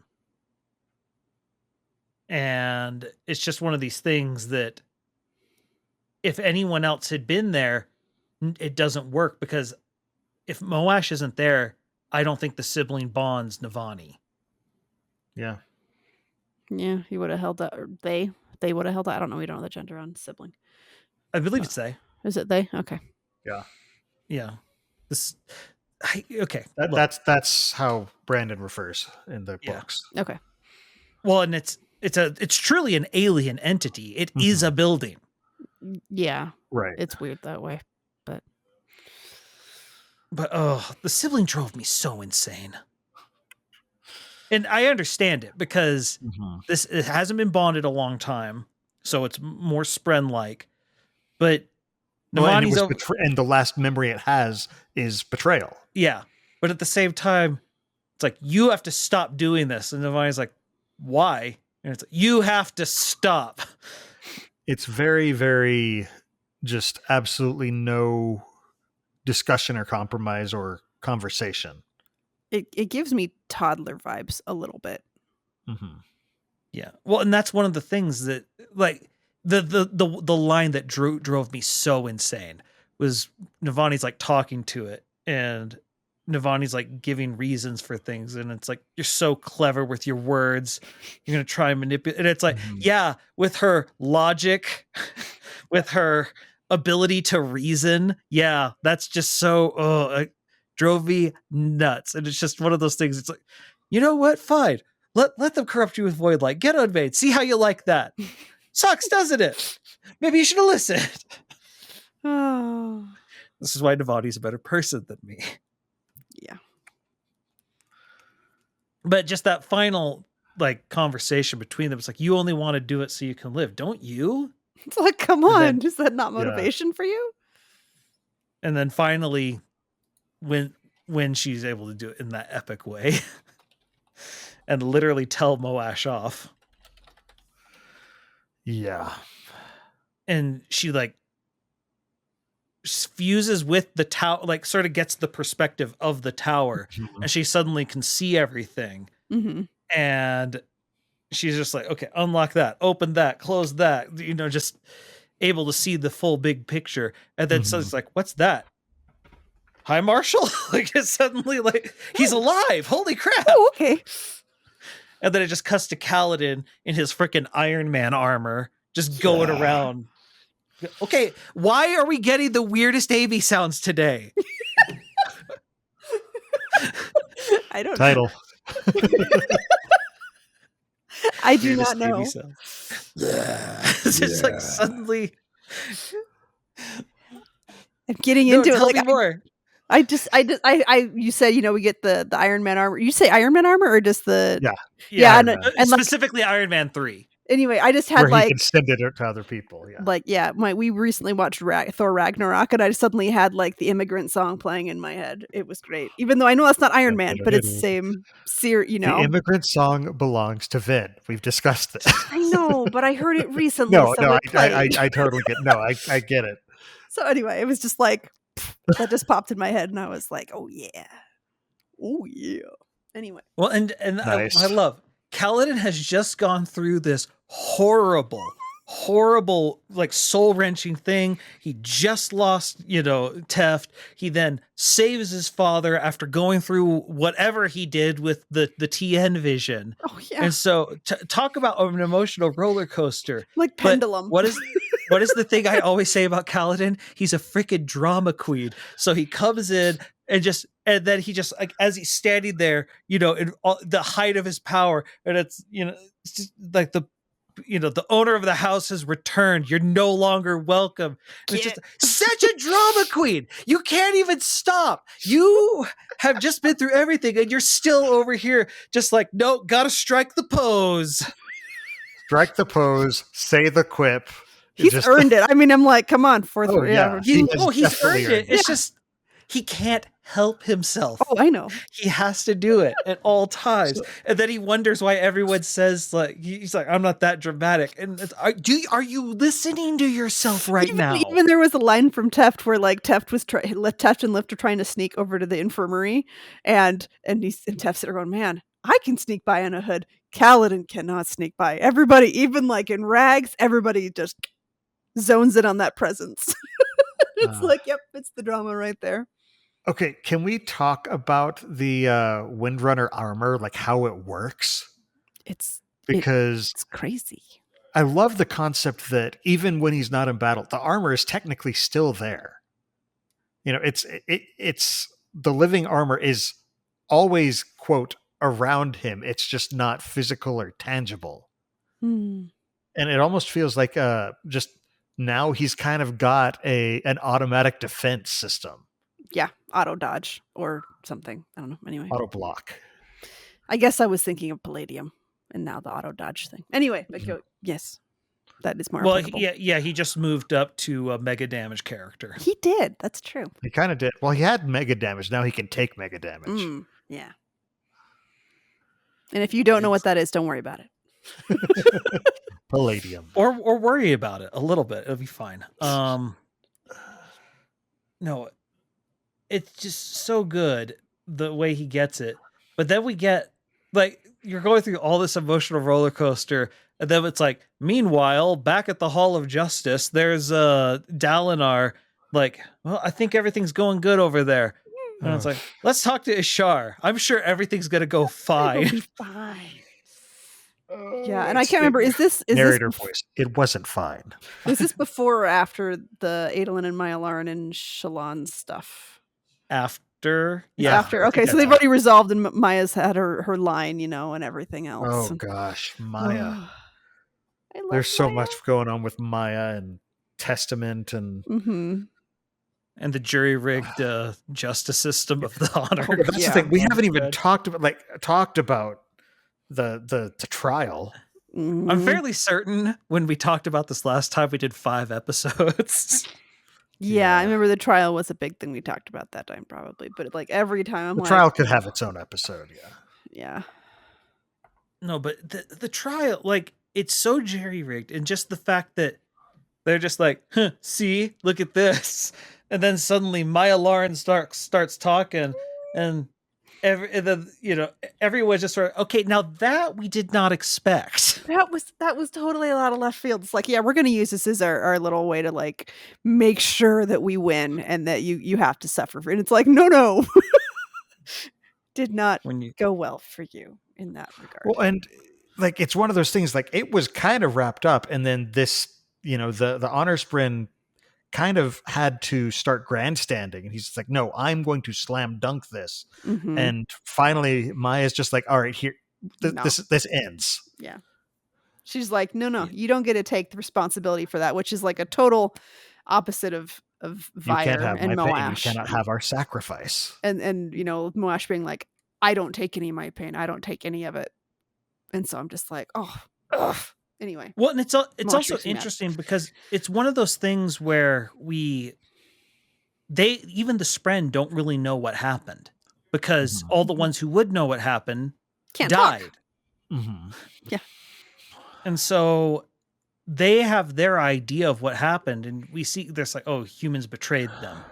And we just know, because that's what the Stormfather said, but the Stormfather's now expanding, but they're still operating in the dark, and they don't understand humans, to the point they're able to steal the Stormlight from their bank reserves with a very simple ploy. And it's like, oh no, you broke my human. I didn't realize they're so fragile. Oh man, I didn't know. It's like, I am very interested to see where Brandon goes with this, because in a lot of stories, when something big happens, it's like this huge burst, and then they're not able to replicate it. But Brandon has a habit of something big happens, and then it's like, okay, how do we replicate that? How do we then take advantage of it using it? Because, for example, in Oathbringer, the big moment was when Dalinar creates a perpendicularity. We see him do that multiple times in this book. It's like it's a tactic.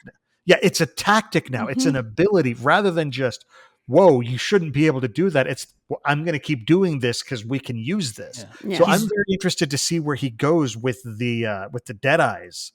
It's just like, okay, they're going to start trying to figure out, okay, we brought one back. How can we do that with others? I want to know if Shallan can fulfill my dreams and dual wield. Oh, Shallan. Well, I mean, Shallan technically can dual wield because she does have 2 shard blades now. We just haven't ever seen her do it. Yeah. I want her to dual wield, and to Adolin to be like, oh my goodness, okay, so here are the stances for 2 shard blades. And that.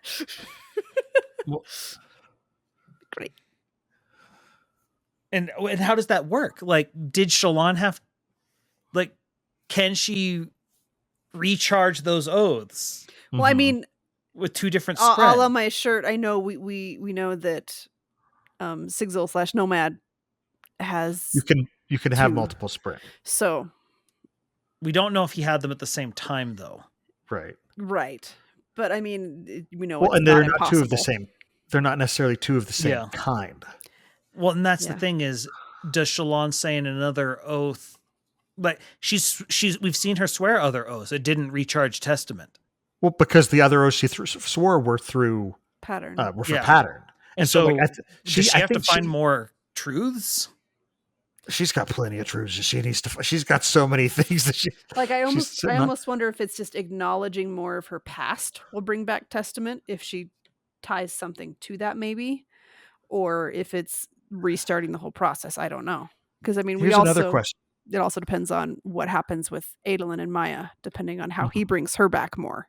So Here's another question. Shallan summons Testament as a blade. Does she hear the screaming? we haven't seen that she hears the screaming. Or does but- Testament not scream?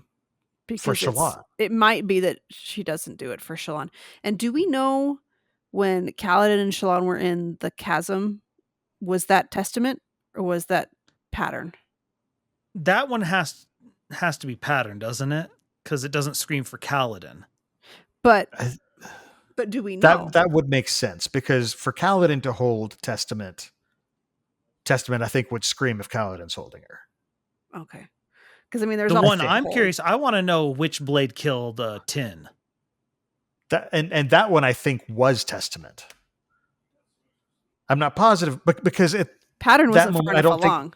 because I don't think Shallan had sworn enough oaths with Pattern Yeah. to summon a shard blade. And she did have like the whole flashbacks of like, I did this with my mom, and it's that Mhm. one. And so I think that's makes it Testament, but it's just the whole which one was in the chasm. for me. Rereading this, once you know about Testament, the things that Pattern has said throughout the entire trilogy, or well, not trilogy, but the 3 books before it, and even at the start of this one, where he always talks about how you're going to break your oaths and kill me. You're gonna and- kill me, and it's like he knows. It's And not because humans do that. It's because Shallan She has does it. done that. Yeah. and they don't quite understand the nuance yet of she was a child, she didn't know what she was doing. I mean, I wonder if they did, and that's why Pattern was more willing to do it, in the hopes that she's older, and so hopefully she won't do it again. But I don't know. And that's the other thing, is Pattern is continually prodding her. Like he's saying, remember, Mhm. you need to remember. And Vale recognizes this, Yeah. but Shallan doesn't. Shallan's just like, no, I'm not going to do it. I'm blocking it off. La, la, la, la, la, leave me alone. Mhm. But Pattern, he recognized what's happened, but he's just like, you have to acknowledge this. Yeah. So Taravangian's odium. I really hope I really hope somebody who was like, hasn't read the book didn't accidentally click far ahead and just land on that line. That's the build up to that, just seeing how gosh. everything moved, and that so moment, good. that moment when Taravangian is sitting there, and it's like it's all falling apart, and then suddenly he looks around, or has it? And he just starts looking around, and he realizes how everything is situated, and he just suddenly realizes, wait a second. Or is everything perfect right now? Well, the other thing is that Brandon had kind of been sitting on that scene with Nightblood for 11 years. Yeah. Where it's just, we finally get to see Nightblood fully unleashed. He's scary And kill puppy. a god. Like we've seen Nightblood drawn before. We've seen Vasher draw him, and we've seen Zeth draw him. Mm-hmm. But this is the first time we've actually seen him just like, okay, go. Mm-hmm. Well, do everything you can. Because remember, in Oathbringer, they killed a Thunderclast with Mhm. Nightblood. And that was something that Brandon had said, like, they saw that and they're terrified of that fact. Mhm. And now he just went straight up to the manager and just said, I'm taking you down too. And I just love that concept of Nightblood drank so much that Nightblood's not really sure what happened either. He's like, I'm He's so full. full. Oh my goodness, I don't know what. It's like happy in a food coma. Mhm. Milk drunk, like newborn babies when they've just had their milk, they're like, they are totally zoned out. It's a whole look, and Mhm. that's Nightblood right there. But just that moment when he starts looking through and using fortune to look at possibilities, and then he suddenly sort of looks back at his life and sort of sees the hand of cultivation. And then she steps up and she's just like, sup. And he's just in awe. Just like, how did you even think to try this? Because he's suddenly seen how narrow that path was that took to get him there. And she's like, it's not really easy, is it? But let me show you. You're just like, no! Cultivation, why? Why are you doing this? What are you up to? She scares me. Mm-hmm. It's made me think of the fact that something I haven't thought too much about. All throughout Words of Radiance, we have the whole thing with Graves talking about how Dalinar he's either going to be an ally or an enemy, depending upon which path he takes. Mm-hmm. And the fact that the diagram isn't sure of it. It's making me wonder if what it's going to be is that he's both in some way, shape, or form. And that's like, that was their misinterpretation of the diagram. Because every other thing we've seen with the diagram has sort of been layered, and the things they thought it was talking about, at no point did they think that the diagram was setting up to set Taravangian to be a god. Yeah. That's True. a little out of their thought. Well, a 16th of a god, but God, little lowercase But g. 1/16 of infinity is still infinity. Yes. It's still infinity. Still a Diet lot. God is still God. No. And so I want to know what's the game plan? What is this? What are we doing? I keep hoping that Cultivation's plan with setting him up as Odium is for the positive, but it's still, I'm worried that it's not. But I don't know. Yeah. Oh, I think it's so interesting, though, that the cultivation has touched 3 people. Mhm. One of them is strongly connected to honor, one strongly to cultivation herself, and one to Odium.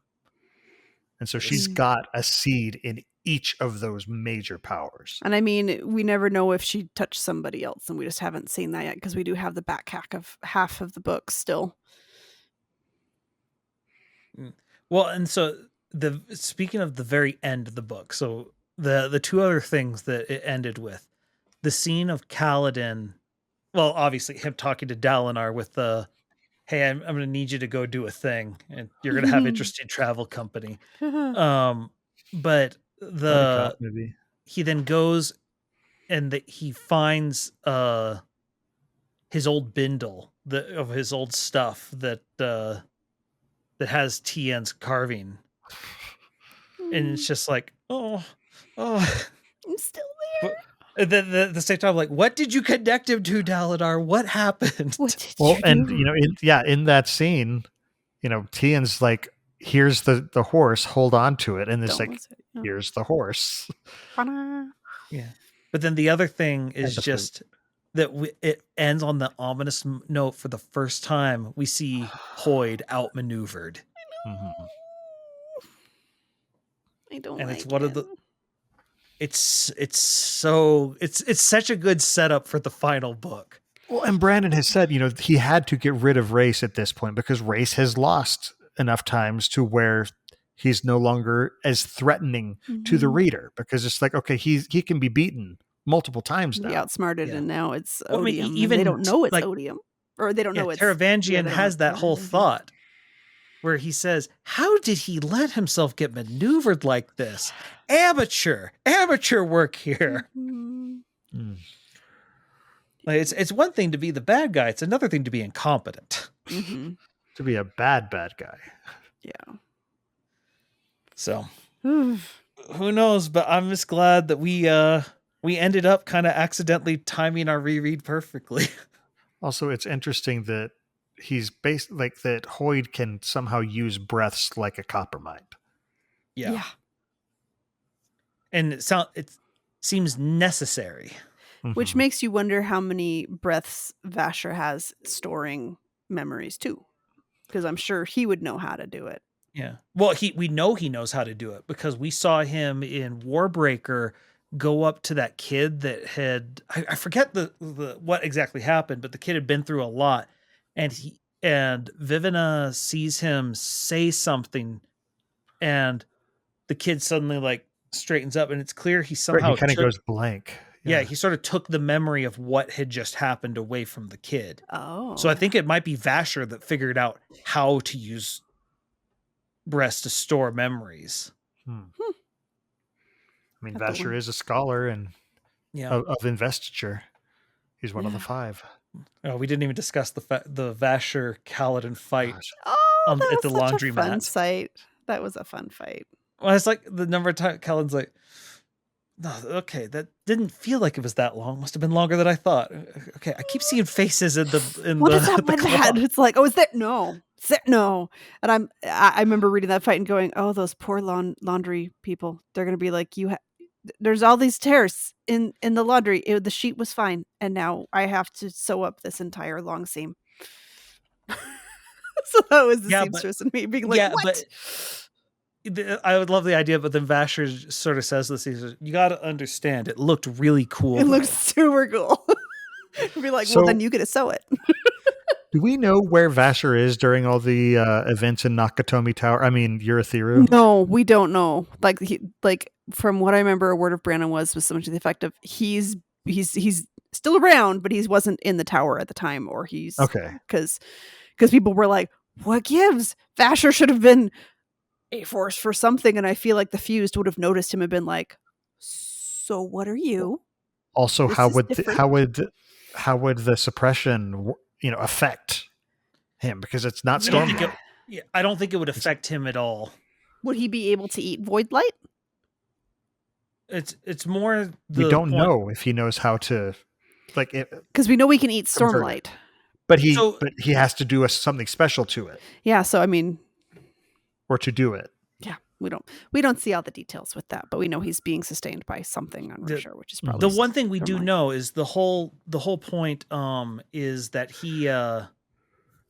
he's with the suppression field, because we know that filling it with tower light suppresses the fused abilities. Mm-hmm. And so when they filled it up with void light, it did the reverse.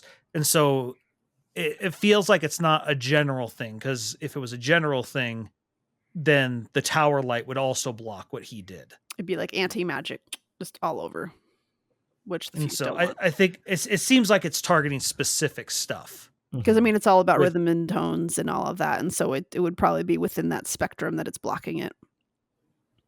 So, spectrum is the right word.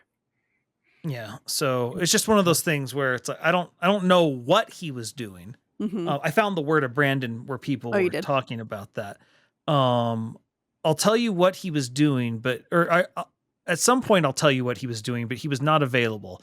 This is a RAFO. It came up multiple times that there were various points where I was going to delve into it, and it just was one of those things that I could not fit it in. Mm-hmm. It is a thing I wanted to, because we have this foreshadowing that Zahel's there. Like, we have a scene with him and Kaladin to remind everyone he's around, but then we don't bring him up. Alpha readers asked about him, beta readers asked about him, and I could not find time for it. So maybe you'll get a deleted scene that's not a deleted scene, that's just a scene that I eventually write showing what he's doing. This is one of those things, like what happened with Elokar and the Herdasians, and why does Lopen think he's a king? That scene just never fit into the books either. The thing it also reminds me of is Yesna's perspective when the Wind's Pleasure was attacked and she teleports, because he wrote the whole scene out, then he's like, this sort of really undoes the entire dramatic reveal she's not dead. Mm-hmm. So he couldn't do it that way. So it was just like on his website, right? Isn't it? Yeah. So I'm hoping we'll eventually get that chapter. Yeah. I my guess is that it might be referenced in book 5, or it'll end up being a scene like that, because that would be nice to know what's going on with him. And we also still have to wonder what's going on with Vivenna/Azure. So she's still stuck in the cognitive realm, for all we can tell. Mm-hmm. Because Kaladin mentions, like, yeah, she's looking for you. And it's like, yeah, she has to find a way to get through cultivation's perpendicularity. So I'm not really worried about her. I've got time. Yeah. But anyway. Yeah. It's the highs of this book are some of the highest Brandon has. Some of the lowest lows, but man, it's good. It is so good. And then it ends with the other tearjerker, Eshonai, getting one last look over Roshar. Yeah, I liked Venli more this time through. I think I just have to give her time to get like. There's still times where I'm like, oh, Venli, why? But yeah, for me the issue I discussed this with Bill. I think my problem with Venli this book is the fact that she has basically the exact same story that Kaladin had in Words of Radiance. He's secretly got these powers. He doesn't want to reveal it to his superiors because he's worried about what will happen, even though he has a reasonable, authority figure above him because he thinks they're honorable, but he doesn't want to reveal it because what could happen. And she just has that same character arc, but it's frankly not as interesting as Kaladin's. Well, I mean, we've got all these other big scale things happening, and I think the other thing is, I feel like her fear is more justified than Kaladin's fear. I mean, Kaladin is justified in his fear in Words of Radiance, but like Venli is talking to Fused, so coming out and saying, "Oh, hey, I'm part of the enemy force." Yeah. Is but more dangerous. It's not that it's unjustified. Mm-hmm. It's more just emotionally. We discussed this with when we read Way of Kings, how everything just felt so much smaller scale. Mm-hmm. Her problem just feels like it's the old scale problems. Yeah. Meanwhile, we're over here dealing with much bigger stuff, and it's just sort of like, what? Perfect example. I would much rather know what Vashtor's up to right now than a lot of her chapters. It's just that simple. I mean, we did have some good. We got lots of good scenes with Leshwi, and we got some good scenes with Relaine and her. And there was like her thing with Lift. So like there's little things in here and there, but her by herself was, I don't know. And I mean, when her early ones, when they were in Kolinar or in. Yeah. You got the to things see going on around her just feel more interesting than her actual stuff. Yeah. Which is like, just heck, hard. even where it ends, where she goes back and she has to face up to her people that she betrayed. It's like, okay. And then a freaking chasm fiend just shows up, just like, sup. And it's like, okay, again, the stuff going on around her is so much more intriguing than her. I'm sorry. Just you're just not the main character. Everything going on around you so much more interesting. I want to know, how are they just cool with the chasm fiend? Yeah. So I always forget about the chasm fiend. I'm like, oh yeah, that's right, huh? Well, it's because the scene ends like immediately after it shows up. Yeah. And it's just one of those things. It just sort of ends, and with everything else that had happened, it's like, oh, by the way, this is a thing now. And Venli's just sitting here. Okay, don't die. Yeah, having fun with that. And so you're just like, okay, what are we gonna do? Go to the next book. It's like, okay, so we have to figure out what's going on with Renarin. What's Dalinar gonna do? Kaladin and Zeth's crazy adventure that's going on. What's going on with Lift? What's Navani going to do with the sibling now that they're bonded? They have to go find Ashar. Shallan and Adolin have to go find Ba-Otto Bishram. Mylarid stuff. Mm-hmm. How is there enough book? I don't understand. And it's all supposed to be within like 10 days. That's the other Oh yeah. And I'm sure we'll get stuff from Elle's point of view, because like some of the little headliner things were his, like, and some of them were like Elle's musings during the 10 days or whatever like that. And it's like, hold up, what?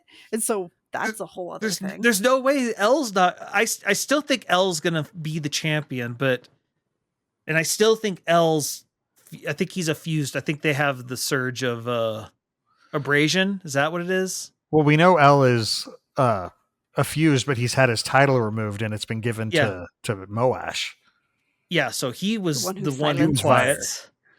And then on top of that, he apparently rips off his carapace and replaces it with a special metal, which I'm guessing aluminum. Is either silver or aluminum. Or maybe dragon steel. I'm not ready for that. I can't handle that. Don't do that to me. So, anyway. So yeah. So we only have to resolve those 19 plot lines. I think we got this. Just a Well, few. and Brandon has made a point of disabusing people of the thought that this is going to absolutely wrap up this plot line, and then we're going to have a completely different, like a Mistborn Era 2 style gap. Because it's like and 10, have a 15 different plot years, line. but it's still... There's definitely a big time gap. It is not the end of the story. It's just Yeah. the end of this part. Mm-hmm. Which makes me worried for some Because people. a lot of the alpha readers apparently have responded and been like, oh, I thought it was going to wrap up a lot more. There's a whole lot. He's like, and so he's kind of made a point of disabusing people of that assumption. Man. I've got to like emotionally prepare myself for that then. For a 10-year gap. Hey, then it'll feel like Rothfuss, except we'll get other Brandon books in between. Shots fired! Oh, it just squeaks. We'll get Brandon's version of Elden Ring. Although Brandon has said he actually has a pitch ready and set aside for FromSoft when they're ready to come to him. I don't like those kinds. So now Brandon's trying to show up George R.R. Martin and Patrick Rothfuss at the same time. Oh, great. This man, he's out of control. Someone has to stop him. Yeah. Oh, that's right. I got Martin and Rothfuss mixed up. Rothfuss worked on Torment. I don't know what that is. Me neither. Yeah, it's a different Torment, the Tides of Numenor, I think, or of Numenaria. I don't remember. Exactly. Numenor is Lord of the Rings. Numenor is Lord of the Rings, I know, but I think it was like Numenaria, or it's very linguistically similar to Numenor. Gotcha. I have it. What's the game called? You having a game in your backlog? That sounds so unlike you. Let's not look at my backlog. Well, while he's looking that up, let's we're going to be having a lot of discussions going forward. We're going to be reading the chapters. So if you would like to participate in the conversation, please send us your questions. You can ask us any questions. Just give us an email at cosmerestudies@gmail.com. Leave a short and concise, I repeat, short and concise email. And we might read it as part of the show. The longer it is, the less likely it is to happen. But, that doesn't mean you have to cut everything short. But yes, please don't write us a novel. Be conscious of. Let Brandon write the novels. All right. And if you ever... Yeah. The game is Torment Tides of Numenara, as Kevin in chat has pointed out. Yeah. Wasn't that meme that was in the early aughts with the big guy dancing? I have no idea. That one. Avi got it. That's Numa Numa. I used to know all the words. It was terrible, but wonderful. He actually did a more recent one in the past couple of years. Oh my. But anyway. All right. If you want to send us anything physical, we have a P.O. box. You can send it to Sandersonian Institute of Cosmere Studies, P.O. Box 970063, Orem, Utah 84097. We obviously have our personal projects. Amy, why don't you get us started off on those? So my Facebook is Coincidence Cosplay and Props. My Twitter is @CoincidenceCosp because my name is too long. My Instagram is @coincidence_cosplay. My TikTok is @coincidencecosplay. And my website is www.coincidencecosplay.com. There's also a link that you might want to move there, Jordan, on the doc. Anyway, but I didn't copy that wrong. What are we talking about? What? I am probably going to keep trying to actually post my backlog of stuff because I am close to done with all of my random commissions of things, hopefully. So I will actually be working on my own stuff, which will be nice because Moontrooper jackets are nice and all, but I think I'm going to be doing number 7 now. And that's a lot of jackets, all things considered. Anyway, so yeah, just the same old, and hopefully I will actually post on my TikTok again. I did post on the podcast one, and I did a thing with my hammock in my backyard, and I saw that. Yeah, it was a get ready with me Rhythm of War edition, so it was fun. You can see my bad acting; it's great. That's an internal contradiction. Bill. For myself, I have recently been doing a podcast on Jordan's channel with him and a bunch of other friends where it's called I Think We Overleveled over at youtube.com/splice stream. We do that on Wednesday nights. It's basically a bunch of middle-aged gamers talking about the good old days and how things were back in the day. Last week we took a break because I went blind temporarily and Jordan took it as an opportunity. Well, and everyone else seems somehow was all on vacation at the same time. So Indeed. I just said to myself, I'm not doing this. But the week before that, we did a look back at Final Fantasy VI, which is a game that Jordan hasn't played, but a bunch of us had a lot to say about it. I think it was our best episode. Personally. I think it was a great one. It was one of my favorites. That one and the adventure games are probably my two favorites. Yeah. But yeah. So, and then I don't know what our next episode is. We're going to be talking about foods in video games. Oh, very cool. Basically, ones that we would like to eat. Oh, I like foods. Okay, so but we'll be doing that on Wednesday night at 8:30 p.m. Mountain Standard Time, so 7:30 Pacific, 10:30 Eastern. It's the same time as we normally do this stream, Just but on on Wednesday. on Wednesday. And that's youtube.com/splice stream. So yeah, if you have a food in video game you want to eat, please show up live and say it in chat. Yes. And help guide that conversation. You can find me, of course, at Splice Stream over on YouTube, Twitch, Kick, all that stuff. And as we just said, we're going to be doing Think We Overleveled. I also finally got it to where I can stream Helldivers 2. I finally found the settings that let me do it. So we're going to probably start doing that on Tuesday. Saturdays, we've been doing my new trivia video game show called The Quizzard. I'm still very proud of that. And we kind of got it figured out. We might have a couple more things that we might add to it, but it's been a ton of fun. We actually had Baindeer, one of our newer patrons. He played. He enjoyed it. You all should come and enjoy it too, because who doesn't like video game trivia? Come on. Anyway, that's true. I am the Quizzard. So far, only one person has beaten it, and it is Bill. And so, just saying, you gonna look at that cocky face? You gonna let that guy just walk all over you? I don't think so. Come for me, Gmork. Indeed. All right. So for those of you who want to support the Sandersonians due to Cosmere studies, but you can't become patrons, please just let your friends know about the show. And don't forget to subscribe to the podcast, subscribe, leave comments over on youtube.com/Cosmere studies. And give us good reviews. It helps us. We appreciate it. And again, please listen to the backlog over on YouTube to get those hours up. All right. Final thoughts. It's emotions. All the emotions. Emotions. Again, the other books I have emotional reactions to. This book I sob through. And there's 4 different points where you do it.